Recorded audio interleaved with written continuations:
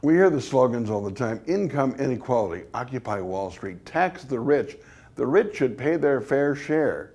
Like there are enough rich people to take care of all our problems. We don't have to worry about it, just tax the rich.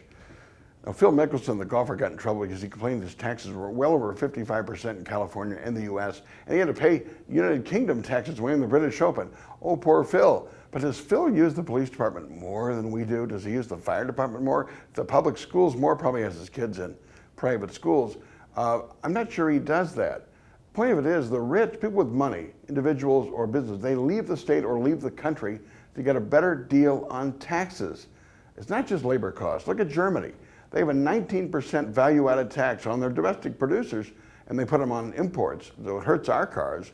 Their Mercedes doesn't have the same payback when they come here. Plus, they give their manufacturers a big, giant tax credit against that tax. So they build into their tax code an incentive to manufacture. So they have more money in the manufacturing sector. Their unions are actually stronger than ours in the private sector. So it's not just labor. Don't tell me that. Taxes are a big deal. When Apple went to Ireland, they had a 2% corporate rate temporarily. The normal rate in Ireland is 12%.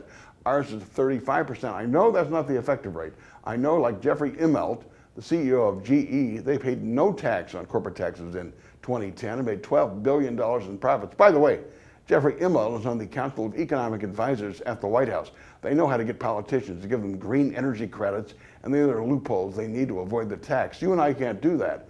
Tom Pocken of Texas, chairman of the Texas Workforce Commission, now retired, not a fan of Rick Perry. He says, get rid of the corporate income tax completely. We get less than 10% of our revenue from that, so why have it? Plus, he says, get rid of the corporate share of the payroll tax. Have an 8%, what he calls business consumption tax or value-added tax, and put an 8% credit against that for companies that export. You build into the tax code an incentive to manufacture. You bring those jobs back to America. You create jobs that pay more than minimum wage. You fatten the tax base.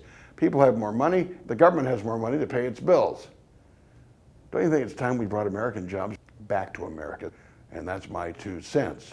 My 2 minutes are brought to you by Babe Sports Grill, Capital Consultants, Greenbush Bakery, Weedman, and Edge Construction. Mike Tuig and his staff can fix your staircase, your kitchen, your bathroom. They know what they're doing. They'll make your home look just like you want it. We'll see you next time.